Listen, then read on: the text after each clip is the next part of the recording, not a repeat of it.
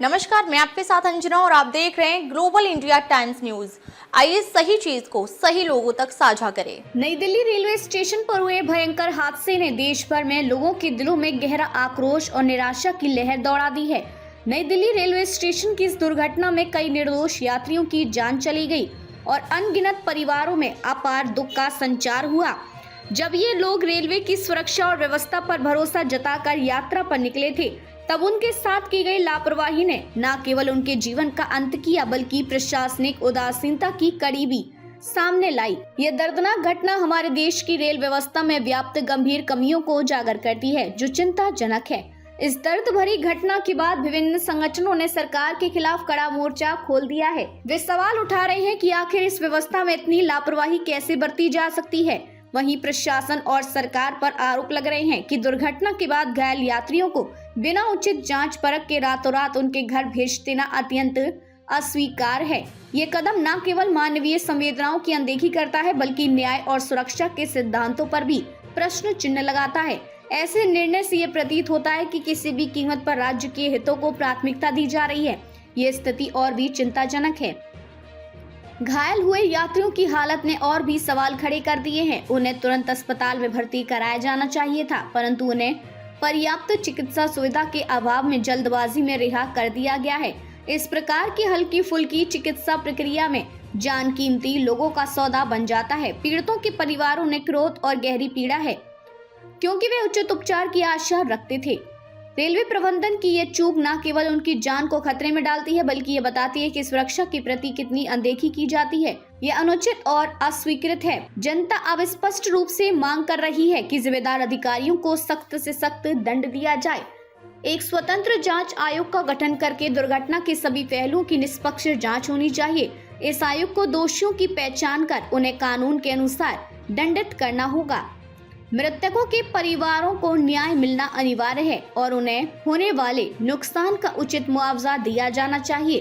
प्रशासन को अपनी लापरवाही को स्वीकार करते हुए तत्काल सुधारात्मक कदम उठाने चाहिए, जिससे भविष्य में ऐसी घटनाओं की पुनरावृत्ति न हो सके। इस कदम से विश्वास की कई आशा जगेगी। अंततः यह घटना हमारे समाज के लिए एक कड़वा संदेश छोड़ गई है। रेलवे व्यवस्था में सुधार की अनदेखी और प्रशासनिक बेड़पता ने निर्दोष लोगों की जान को संकट में डाल दिया है। अब समय है कि अपने मृतकों की याद में सख्त कदम उठाएं और उस व्यवस्था को बदलें जिसने हमारे प्रियजन की कुर्बानी का अपमान किया। हम सभी को एकजुट होकर न्याय की मांग करनी होगी और भविष्य में इस प्रकार की त्रासदियों को रोकने के लिए मिलकर प्रयास करना होगा।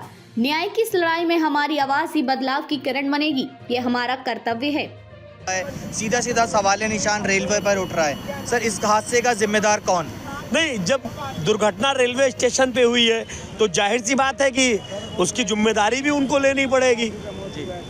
जो भी कल हुआ है या जो भी हो रहा है, उत्तर प्रदेश में भी हुआ, अब दिल्ली में हो गया। 18 लोग कहा जा रहा है कि 18 लोगों की मृत्यु हुई, पर मेरे हिसाब से मैं मानता हूँ कि कैजुअल्टी काफ़ी ज़्यादा हुई है। मैं हॉस्पिटल में आया हूँ, अभी मुझे सूचना मिली कि अंदर कोई पेशेंट नहीं है, सारे ठीक होके चले गए। तो भाई ऐसा कौन सी वो दवाई है कि छू मंतर करके सारे ठीक हो गए? तो निश्चित तौर पे मुझे लगता है कि ये एक बहुत बड़ा एक करप्शन है।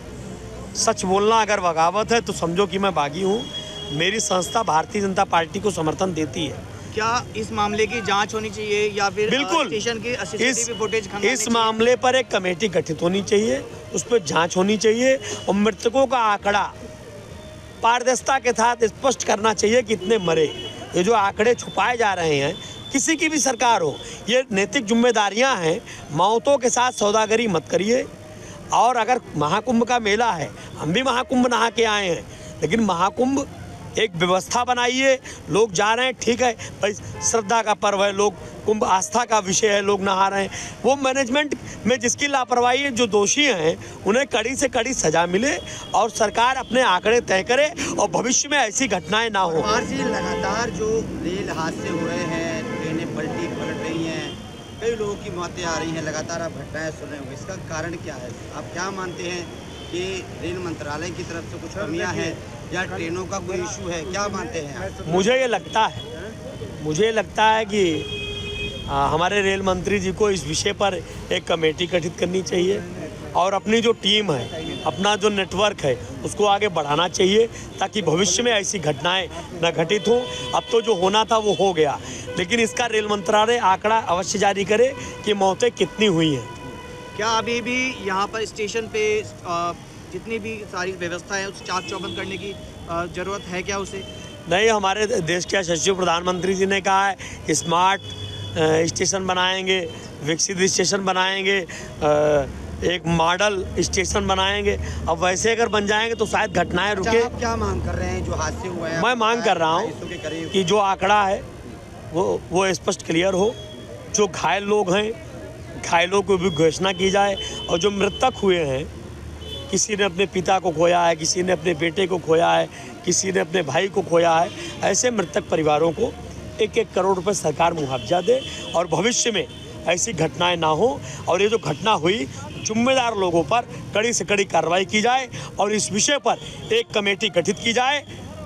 ये सरकार आज मोदी जी की है, कल किसी और की भी हो सकती है। निश्चित तौर पे सरकारें आएंगी और सरकारें जाएंगी, लेकिन जिसके माता पिता, बेटा, भाई बहन चला गया, वो कहाँ से आएगा?